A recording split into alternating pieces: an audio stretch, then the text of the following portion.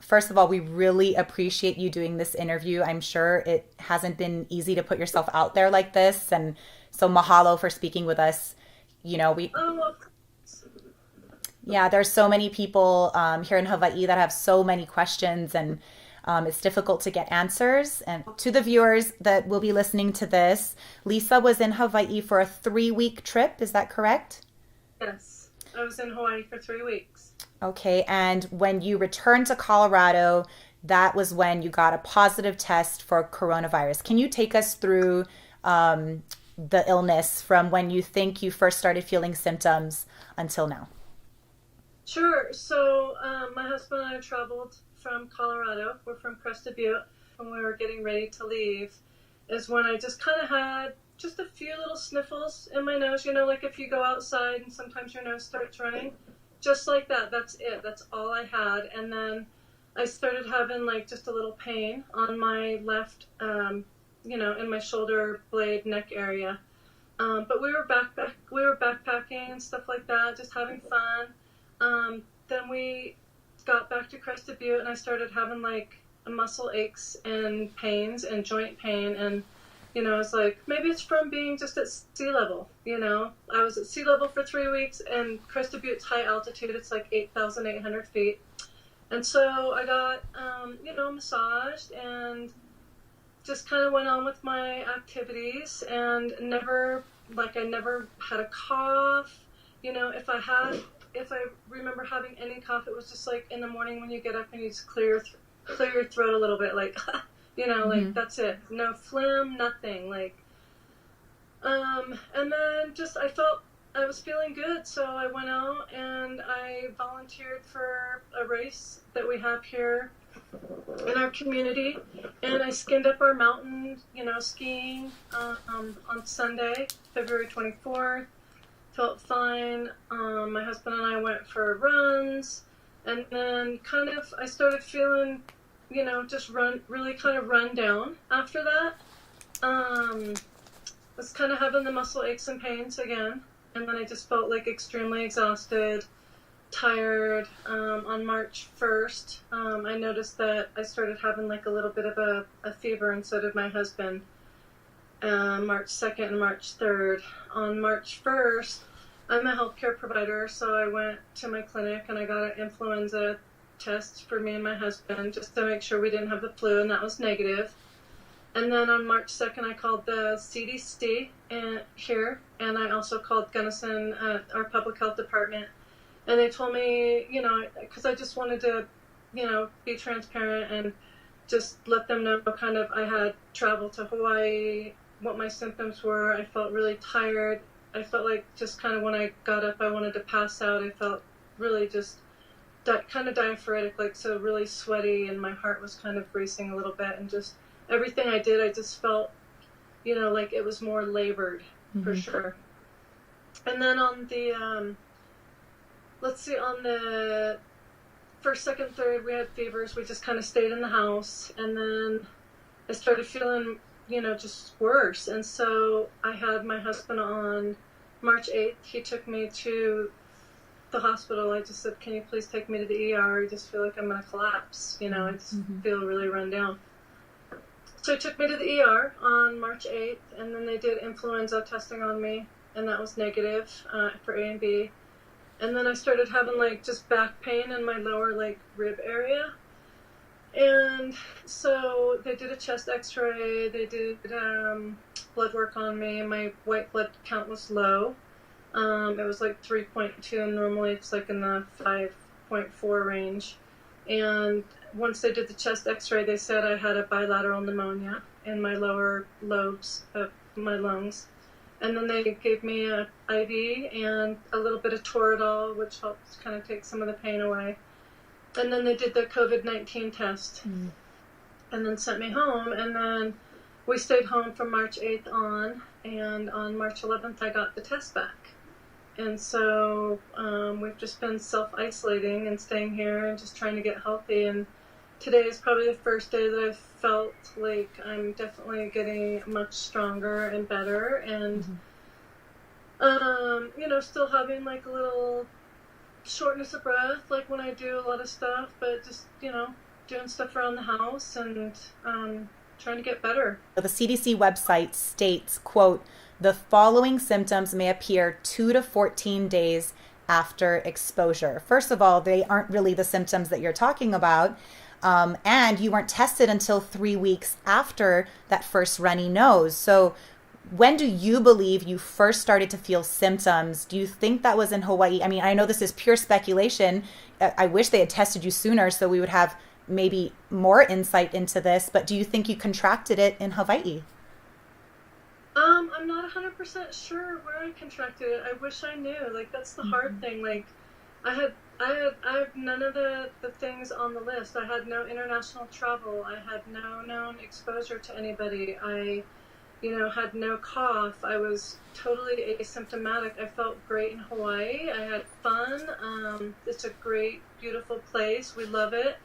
I don't know, but my symptoms started like the 19th and 20th, so I don't know. I could have gotten it in Colorado. I could have gotten it traveling through the airports. I have no idea where I got it. Have you been around large groups of people in Colorado since you got back, in close contact, as they're saying, where you could have contracted it? Well, so in when I was in Hawaii, I was in a large group. I was at a medical conference there. And somebody from seeing my video, they reached out to me, and they were at the same conference, and they had kind of the same symptoms, and that was in, Oahu. It was a symposium medicus conference, and it was a lot of people. There were a lot of people there. There were probably 300 or 400 people there, and it's a huge hotel. So I don't know. But yeah, since we've been back in Krista Butte, like when we came back, I just kind of went on with my activities of daily living, my normal life, like going out with my friends, having lunch, skiing, running, doing stuff with my husband. I watched my little nephew, hung out with my sister. I, did all the things that people normally do, like shopping. I didn't know I had the coronavirus. Right. Has anyone that you came into close contact with started to develop symptoms, or that you know of that's been tested for the coronavirus? I think that there are like a lot of people just in general are getting tested. Family, friends, people in our community. I mean, it's a pandemic, so I think, most people are wanting to get tested. There's not enough tests out there right now. And I don't know anybody specifically that I've hung out with that has been tested positive for the coronavirus. Okay, I'm sure we'll know more about that in the coming days. Okay, now I'm going to get to specifics, because in Hawaii, just in case, right? We don't know. We don't know where you contracted this illness, but you were in Hawaii for 3 weeks, so it's a possibility. And at this time, our Department of Health is saying that we have no community spread. But they are also only testing people that reach that threshold for testing. So a lot of people are uncertain, and I think they just want this information just in case. So was I, around that same area at the same time, or a large group of people, or whatever, it just gives people more information. We don't want to panic anyone. We just want to give them information. So Maui, you said dates were February. Sorry, we were just getting a little drop off. Oh, no worries. I know, that's so sweet. People have been so nice, right? They have. Everybody's been so nice. I mean, there's been a few negative people, but that's okay. There's always going to be. Trying to be really positive and stay healthy and help educate and spread the word. We really appreciate that. So can we kind of go through specifics of the 3 islands you went to? Oahu, Maui, Big Island. What were the dates that you were on each island? Oh, goodness. So February 2nd was when you left? The first island that we went to was Oahu. Okay. And then we went to Honolulu. We were there for 3 days in Honolulu. And then from there we went to the North Shore, up to Turtle Bay for the medical conference. February 3rd is when we actually arrived. And then we were in for a couple days. So And the then, 3rd is a Monday. hmm And so you were on Oahu for, well, through the weekend then? Because the 9th would be the Sunday. yeah, so Sunday we left. And Okay, then we so went, Oahu from the 3rd to the 9th. Did you stay at uh Turtle Bay? we stayed at Turtle Bay Resort. And then in Honolulu, we stayed at, Alohilani? yes. How I, did I you know? saw your photos. I'm a sleuth. Okay, any groups, like large groups of gatherings that you went to during that time? So the symposium. The symposium, I mean, we were up on the Aloha Lani rooftop, you know, bar and infinity pool. We were Hmm. up there. We were on Waikiki Beach. I mean, we were, you know, um, at that. I don't know what the name of the noodle restaurant is there. It's really good in Honolulu. We went there. We walked around town. You know. Was that in Waikiki, the noodle restaurant? hmm Did you go on any boat trips or anything on Oahu? Anything like that? No, we just kind Okay. of stayed, you know, at the resort. Okay. So then you went to, on the From there, 9th. we went to Hilo for 3 days. We went to Hilo and then we went to Kona. We did go to the Volcano National Park and we hiked around there. We went for a little run. Hmm. Um, So no close contact there because pretty wide not, open. yeah, we were by ourselves, you know. My husband and I, we hang out by ourselves a lot. So I mean, we met couples and stuff like that, but never like really hung out with a bunch of people or, you know, just we were checking out the island. And then, you know, we stayed at the Royal Hawaiian there, I think, Uh-huh. in Hilo. Okay. The Hilo And Hawaiian? the Hilo Hawaiian. Okay. That's And where we in stayed. Kona, did you stay somewhere? In Kona, we actually stayed at a VRBO. There wasn't anybody there, it was just us. Okay. So, and then we went to Maui for the rest of the time and we stayed at the Lahaina Inn right downtown. And then we went to the Royal Lahaina Resort, the sister resort. We sat by the pool. We went to the beach. Did you go on a boat when you were on Maui? We did go on a boat when we were in Maui. Do you Um, remember what the company was? I don't remember what the company was. Okay, it was Mm-mm. off of Ka'anapali. Did you get on the beach? But we did. We went whale watching, Okay. and that was just for a couple hours. But we didn't really interact with any of the passengers. You know, we were just basically by ourselves. Okay. You know, it was pretty packed, but it was all open air. You know, it was Right. open for whale Right. watching and stuff like that. So we were outside, and yeah, we did mostly like public transit. You know, when we were there, we rode the buses. We rode.